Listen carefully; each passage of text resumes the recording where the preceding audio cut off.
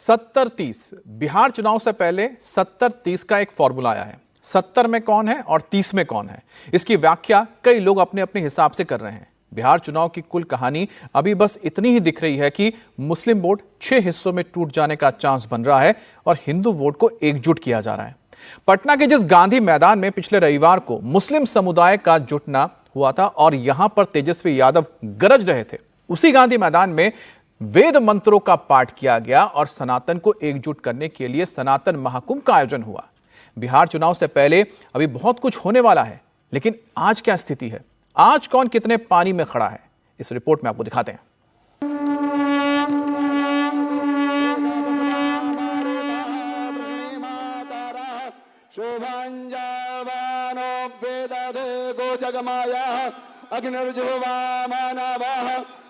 जय श्री राम। बिहार चुनाव से पहले पटना के गांधी मैदान में सनातन महाकुंभ क्यों लगा?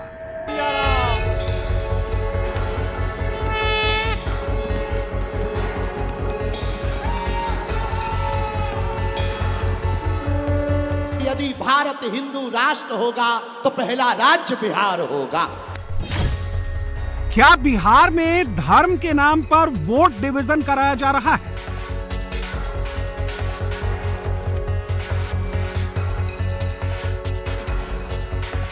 याचना नहीं, अब रण होगा, संघर्ष महाभीषण होगा। बिहार गजवाए हिंद बनेगा या भगवाए हिंद बनेगा?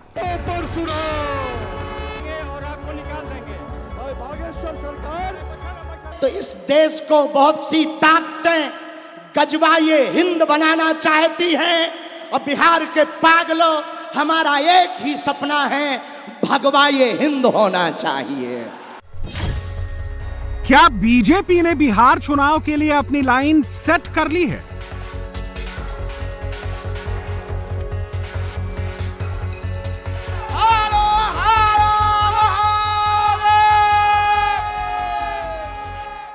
बोलिए सियावर रामचंद्र की, सियावर रामचंद्र की, भगवान परशुराम की। पटना के इसी गांधी मैदान में केवल एक हफ्ते पहले तेजस्वी यादव गरज रहे थे। वक्फ कानून के विरोध में इमारते शरिया के जलसे में तेजस्वी यादव वक्फ कानून को कूड़ेदान में फेंक देने का ऐलान कर रहे थे। ये एनडीए भाजपा की सरकार जाने वाली है। गरीब आवाम की सरकार बनेगी तो इस बिल को, इस कानून को बिहार राज्य जो है कूड़े के दान में फेंकने का काम करेगा। बिहार में किसी भी कीमत पे इस कानून को हम लोग लागू नहीं होने देंगे। एक सप्ताह बाद उसी गांधी मैदान में हिंदू सन्यासी आ गए। बिहार में चुनाव है, 100 दिन के अंदर वोटिंग होगी, चुनाव में वोट पड़ेंगे। उससे पहले पटना में संत महात्मा, महामंडलेश्वर और जगत गुरु आए। गांधी मैदान में शंख बजने लगे और हिंदू राष्ट्र के नारे लगने लगे। हम किसी मजहब के विरोधी नहीं हैं, न हमें मुसलमानों से दिक्कत है, न हमें ईसाइयों से दिक्कत है। हमें तो हिंदुओं में रहने वाले उन हिंदुओं से दिक्कत है जो जातियों के नाम पर हिंदुओं को लड़ाते हैं। अरे जब हम सब हिंदू एक हैं, एक बात बताओ, एक पिता के 4 बेटे हैं तो क्या किसी पिता को एक बेटा प्रिय, एक बेटा अप्रिय होगा? बोलो बोलो बोलो। चारों समान होंगे कि नहीं? चारों प्रिय होंगे कि नहीं? तो हम सब हिंदू हैं, हम सब समान हैं, हम सब आपस में लड़े ना भैया। हम राजनीति के चक्कर में नहीं आए, हम पटना में रामनीति के चक्कर में आए हैं। बिल्कुल कान खोलकर, हम किसी भी पार्टी के नहीं हैं। जिस जिस पार्टी में हिंदू हैं, हम उस पार्टी के हैं। जब तक रुकेंगे नहीं, जब तक झुकेंगे नहीं, चाहे जितना विरोध कर लो हमारा, कितनी भी गालियां बक लो, कितने भी नारेबाजी कर लो, हम हिंदुओं को जोड़ करके रहेंगे। स्वामी राम भद्राचार्य और धीरेन्द्र शास्त्री जैसे सन्यासी क्या चाहते हैं, ये किसी को बताने की जरूरत नहीं है। जातियों में बटे हिंदू वोट को जोड़कर बिहार में हिंदुत्व का किला मजबूत करने का महाअभियान शुरू किया गया है। इस बार इतना सुंदर कीजिए कि लोगों को समझ में आ जाए कि हिंदू कितना शक्तिशाली है। इस बार संघर्ष कीजिए, लोगों को बता दीजिए कि राम विरोधी, राष्ट्र विरोधी और हिंदू विरोधियों को हम कभी भी सत्ता नहीं देंगे। बिहार का हिंदू वोट एकजुट होगा या नहीं, ये तो नवंबर के चुनाव का परिणाम बताएगा, लेकिन मुस्लिम वोट में बंटवारे की सूरत अभी से साफ साफ दिख रही है। तेजस्वी यादव के MY फॉर्मूले में से M के 6 दावेदार हो गए हैं। तेजस्वी यादव की आरजेडी तो मुस्लिम वोट की दावेदार है ही। असदुद्दीन ओवैसी भी बिहार पहुंचकर मुस्लिम एकता की पतंग उड़ाने वाले हैं। अरविंद केजरीवाल भी मुस्लिम वोट पर झाड़ू चलाने के लिए बिहार आ रहे हैं। प्रशांत किशोर पहले से मेहनत कर रहे हैं। पीके को भी अपने बस्ते में मुस्लिम वोट चाहिए। राहुल गांधी बिहार की 58 मुस्लिम बहुल सीटों पर पंजा मारने की तैयारी कर रहे हैं। बीजेपी, जेडीयू, एलजेपी और हम जैसी पार्टियों के जरिए मुस्लिम वोट में हिस्सा चाहती है। तो क्या तेजस्वी यादव जिस MY फॉर्मूले के सहारे बैठे हैं वो फॉर्मूला इस बार टूट सकता है? असदुद्दीन ओवैसी ने खुल्लम खुल्ला हिस्सा मांगना शुरू कर दिया है। एक बात सुनिए, गुलामी में और हिस्सेदारी में फर्क होता। हम हिस्सेदारी की बात कर रहे हैं, गुलामी की बात ये लोग करना छोड़ना। हम बड़े, तुम्हारे पीछे चलो, ये नहीं होने वाला है। अगर आप हिस्सेदारी की बात कर रहे तो फिर सबको बराबर हिस्सा मिलना चाहिए। आप ये बोलेंगे नहीं तुम हमारे गुलामी करते रहो, हमारे लिए चादर बिछाओ, दरी बिछाओ, ये नहीं होने वाला है। चुनाव से पहले 70-30 के फॉर्मूले की चर्चा हो रही है। बिहार में 70-30 का फॉर्मूला क्या है? क्या यूपी में जैसे 80-20 हुआ उसी तरह बिहार में 70-30 होगा? जब 30% में जितना नूरा कुश्ती करना है, 70% हमारे पास। नीतीश कुमार के भरोसेमंद मंत्री कहते हैं कि 70 में हम, 30 में बाकी सब। 70-30 के पीछे कौन सा कैलकुलेशन है? चलिए समझते हैं। बिहार का कैलकुलेटर निकालते हैं। नीतीश के मंत्री जब 70-30 बोलते हैं तो वो दो वोट बैंक को अलग करके जोड़ते हैं। 17.5% मुस्लिम और 14% यादव। दोनों को मिला दें तो लालू का 31.5% वाला MY बनता है। इसी 31.5% को अशोक चौधरी जनरलाइज करके 30% कर देते हैं। जब 30% में जितना नूरा कुश्ती करना है, 70% हमारे पास। चलिए थोड़ा और डीप कैलकुलेशन करते हैं। 1,40,00,000 बिहार में करीब इतने मुस्लिम वोटर हैं। 1,12,00,000 बिहार में लगभग इतने यादव वोटर हैं। 97,38,855 2020 के बिहार विधानसभा चुनाव में इतने वोट आरजेडी को मिले। 1,56,91,500 2020 के बिहार विधानसभा चुनाव में इतने वोट आरजेडी, कांग्रेस और लेफ्ट के महागठबंधन को मिले। इन 4 नंबर्स को देखने से 3 बातें समझ में आती हैं। नंबर 1, बिहार का हर मुसलमान वोटर आरजेडी को वोट नहीं देता। नंबर 2, बिहार का हर यादव भी लालू के नाम पर ईवीएम का बटन नहीं दबाता। और नंबर 3, महागठबंधन की पार्टियां अपने अलायंस पार्टनर्स को 100% वोट ट्रांसफर नहीं करा पाती। बिहार एक पॉलिटिकल स्टेट है। हर चुनाव से पहले बिहार में नई सोशल इंजीनियरिंग होती है। इस बार भी हो रही है। बिहार चुनाव से पहले पटना के मौर्या होटल में आरजेडी की राष्ट्रीय कार्यकारिणी की बैठक हुई, तो देखिए कि मंच पर किस किस को जगह मिली।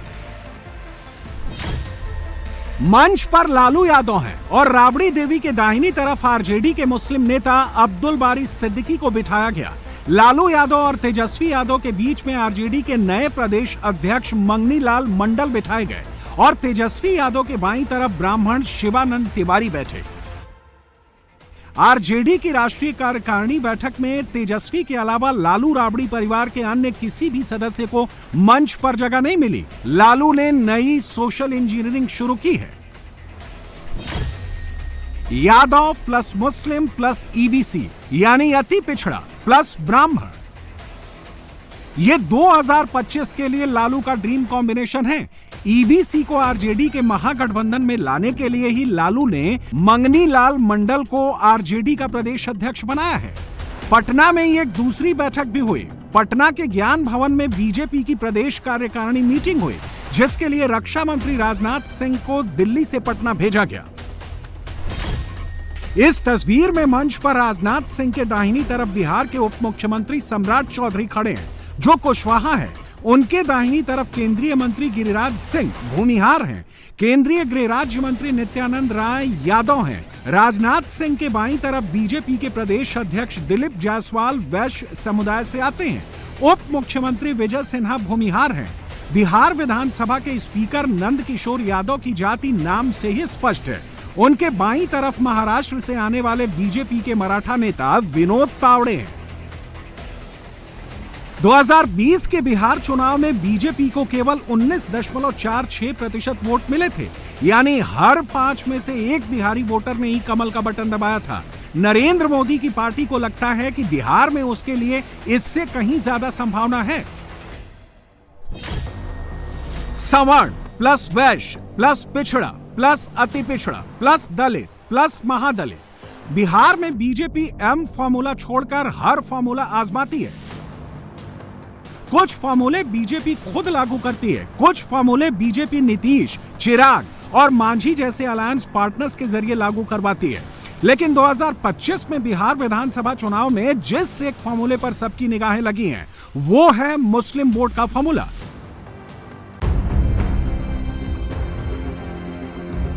17.5% मुस्लिम वोट। चाहत सबकी है, लेकिन मुस्लिम वोट बीजेपी से अटैच नहीं हो पाता।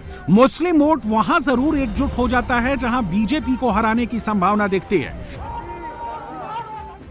अगर बिहार में मुसलमान वोट बटा तो क्या होगा? अगर 3 की जगह 6 कॉर्नर की फाइट हो गई तो क्या होगा? क्या बिहार में इंडिया अलायंस खत्म हो गया है? बिहार चुनाव में इस बार पीके भी हैं, अरविंद केजरीवाल भी आ रहे हैं और असदुद्दीन ओवैसी भी ताल ठोक रहे हैं। प्रशांत किशोर बिहार की सभी 243 सीटों पर कैंडिडेट उतारने का ऐलान कर चुके हैं। अरविंद केजरीवाल ने आम आदमी पार्टी को अपने दम पर बिहार चुनाव में उतारने का ऐलान किया है। केजरीवाल 2024 का लोकसभा चुनाव कांग्रेस के साथ इंडिया अलायंस में रहकर लड़े थे, लेकिन अब केजरीवाल ने ऐलान किया है कि इंडिया अलायंस उनके लिए खत्म हो गया। वो अलायंस 2024 के लिए था, अब तो वो अकेले लड़ेंगे। बिहार में कांग्रेस अब 70 नहीं 58 सीट मांग रही है। आरजेडी की दिक्कत यह है कि कांग्रेस की निगाह में ज्यादातर मुस्लिम बहुल सीटें हैं। बिहार के चुनावी अखाड़े में जो भी उतर रहा है, सबकी नजर 17.5% मुस्लिम वोट पर है। मुस्लिम वोट पर सबसे तेज चाल असदुद्दीन ओवैसी ने चली है। ओवैसी ने लालू यादव और महागठबंधन के दूसरे नेताओं को खत लिखकर महागठबंधन के साथ चुनाव लड़ने की ख्वाहिश जताई है। इस खत में ओवैसी की पार्टी ने सेकुलर वोटों का बिखराव रोकने के लिए AIMIM को महागठबंधन में शामिल करने की अपील की है। 2020 में ओवैसी की वजह से तेजस्वी यादव को बिहार के मुख्यमंत्री की कुर्सी मिलते मिलते रह गई थी। ओवैसी ने मुस्लिम बहुल सीमांचल में अपने कैंडिडेट उतारे थे। 2020 के बिहार विधानसभा चुनाव में ओवैसी की पार्टी AIMIM को 1.66% यानी 5,25,679 वोट मिले थे। इन वोटों ने नीतीश कुमार और तेजस्वी यादव के बीच जीत हार का अंतर पैदा किया था। नोट कर लीजिए, 2020 में एनडीए और महागठबंधन के बीच सिर्फ 11,150 वोट का अंतर था। पॉलिटिक्स में 2+2 हमेशा 4 नहीं होता। इलेक्शन रिजल्ट में जो नंबर दिखाता है हमेशा वही सच नहीं होता। 2020 के चुनाव में ओवैसी की पार्टी 5 सीटें जीती थी और कम से कम 10 सीटों पर ओवैसी ने महागठबंधन को हरवाने का काम किया था। यानी ओवैसी के चलते महागठबंधन को कम से कम 15 सीटों का नुकसान हुआ। 2020 के चुनाव में ओवैसी थे तो एनडीए का नंबर 125 और महागठबंधन का नंबर 110 था। 2020 में अगर ओवैसी का फैक्टर नहीं होता तो महागठबंधन 125 पर होता और एनडीए का कांटा 110 पर रुक जाता। मुस्लिम वोट पर ओवैसी का असर जबरदस्त था। 2020 के बिहार चुनाव में 76% मुस्लिम वोट महागठबंधन को मिले थे, 5% मुस्लिम वोट जेडीयू और एनडीए अलायंस को मिले थे, 19% मुस्लिम वोट एआईएमआईएम और अन्य दलों को मिले थे। 2024 में लोकसभा चुनाव हुए तो बिहार में मुस्लिम वोट का समीकरण चेंज हो गया। 2024 के बिहार चुनाव में 87% मुस्लिम वोट महागठबंधन को मिले, 12% मुस्लिम वोट जेडीयू और एनडीए अलायंस को मिले, सिर्फ 1% मुस्लिम वोट एआईएमआईएम और अन्य दलों को मिले। तेजस्वी यादव महागठबंधन में ओवैसी का वेलकम करेंगे, इसकी संभावना लगभग ना के बराबर है। ये ओवैसी को भी मालूम है। उन्होंने ये चाल इसीलिए ही चली है ताकि चुनाव में वो कह सकें कि देखो मैं तो सबको एक करना चाहता था, लेकिन आरजेडी वाले ही मुस्लिम एकता नहीं चाह रहे। ओवैसी का ये दांव आरजेडी के गले की हड्डी बन गया है। उसे ना उगलते बन रहा है ना निगलते। पटना में आरजेडी की नेशनल एग्जीक्यूटिव मीटिंग हुई तो तमाम मुद्दों पर बात हुई, लेकिन ओवैसी के प्रस्ताव पर आरजेडी के नेताओं ने चुप्पी साध ली। अंत में आरजेडी के राज्यसभा एमपी मनोज झा सामने आए और कहा कि ओवैसी हैदराबाद के नेता हैं, उनका बिहार में क्या काम। ओवैसी की पार्टी अगर सेकुलर वोटों का बंटवारा रोकना चाहती है तो बिहार से दूर रहकर सहयोग करे। देखिए, मैं एक ही बात कहूंगा, ओवैसी साहब मूलतः में उनका बेस हैदराबाद में है। उनके चुनाव लड़ने से क्या होता है नहीं होता है ये ओवैसी साहब भी जानते हैं, उनके सलाहकार भी जानते हैं। अगर आपकी मंशा है कि बीजेपी की अधिनायकवादी चरित्र को शिकस्त दी जाए, अगर नफरत की उनकी राजनीति को शिकस्त दी जाए, तो कई दफा चुनाव ना लड़ने का फैसला भी उसी तरह का फैसला होगा। महागठबंधन ने एक लंबी लकीर तेजस्वी जी ने खींच दी है। इस लकीर को समझते हुए मैं आग्रह करूंगा माननीय ओवैसी साहब, ये चुनाव बहुत महत्वपूर्ण है, देश की राजनीति को भी निर्धारित करेगा। आरजेडी को लगा कि मनोज झा से बयान दिलवाकर मामला रफा दफा कर दिया, लेकिन ओवैसी बख्शने के मूड में नहीं है। बिहार में ओवैसी की पार्टी के प्रदेश अध्यक्ष अख्तरुल ईमान ने कहा कि आरजेडी के छोटे नेता क्या कहते हैं इससे कोई फर्क नहीं पड़ता, क्योंकि गठबंधन का फैसला तो लालू तेजस्वी को करना है। ये लोग नैरेटिव क्रिएट कर रहे हैं, हमारे यहाँ विधिवत तौर पर नहीं आया है। उनके लोगों से, जिन लोगों से कहा था, इन्होंने अपने बड़े नेता को इसकी खबर दी कि नहीं दी है, तो हम लोगों ने हुज्जत तमाम कर दी है। सारे पार्टियों को, जो महागठबंधन के घटक दल की जितनी भी पार्टियां हैं, सब लोगों को हमने लेटर लिख दिया है। जेडी के द्वारा भाई कल तो लेटर ही दिया है। आप तो यही चाहते हैं कि, माफ कीजिए मजाकन में कहता हूं, कि उधर बारात भी आई है, इधर बच्चे भी तलाश कर रहे हैं। आप ऐसे ही मामला है। कल तो दिया ही लेटर। जेडीयू को बैठे बिठाए चुटकी लेने का मौका मिल गया है। नीतीश सरकार के मंत्री अशोक चौधरी ने कहा कि चुनाव में एनडीए का किसी से मुकाबला ही नहीं है। विपक्ष 30% वोट के बंटवारे के लिए लड़ रहा है, बाकी 70% तो एनडीए के साथ है। जब 30% में जितना नूरा कुश्ती करना है, 70% हमारे पास। नीतीश कुमार की पार्टी ओवैसी को अगला पिछला सब याद करा रही है। सवाल है कि ओवैसी साहब उस बयान पर जरा आप टिके हैं कि नहीं, कि आपने कहा था कि 4 मेरा एमएलए तोड़ा है, हम 40 लेंगे, लेकिन आपको राष्ट्रीय जनता दल और इंडी गठबंधन का अंदरूनी मामला है, लेकिन परिपाटी तो रही है, ये सर्वविदित रहा है कि बिना कुछ दान और जकात के मुस्कुराता नहीं है राष्ट्रीय जनता दल। तो जब तक उस प्रक्रिया के तरफ नहीं आगे बढ़िएगा, अपना दरवाजा ओवैसी साहब खोलिए, तब उधर लालू जी का पट खुलेगा। बिना उसके दरवाजा तो नहीं खुलना है।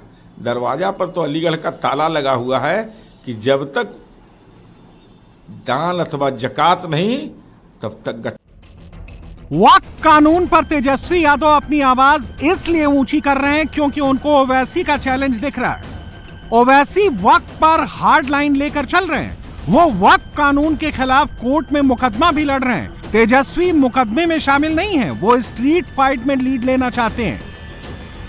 बिहार में चल रहे वेरिफिकेशन पर भी वो यही कर रहे हैं।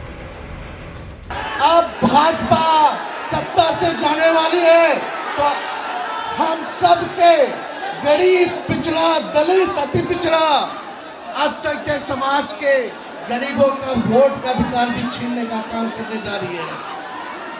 अभी नया इलेक्शन कमीशन का नोटिफिकेशन आया है कि 8 करोड़ वोटर का फिर से वो नया सूची बनाने जा रहे हैं। आप लोग सचेत रहिएगा, ध्यान रखिएगा कि वोटर लिस्ट से किसी का नाम हटे ना। ये बड़ी साजिश है। नीतीश कुमार ने अपनी लाइन एकदम अलग कर ली है। वक्फ बिल का सपोर्ट करके नीतीश ने पॉपुलर मुस्लिम वॉइस को अगेंस्ट कर लिया है। उनकी चाल पसमानदा मुसलमानों में पैठ बढ़ाने की है।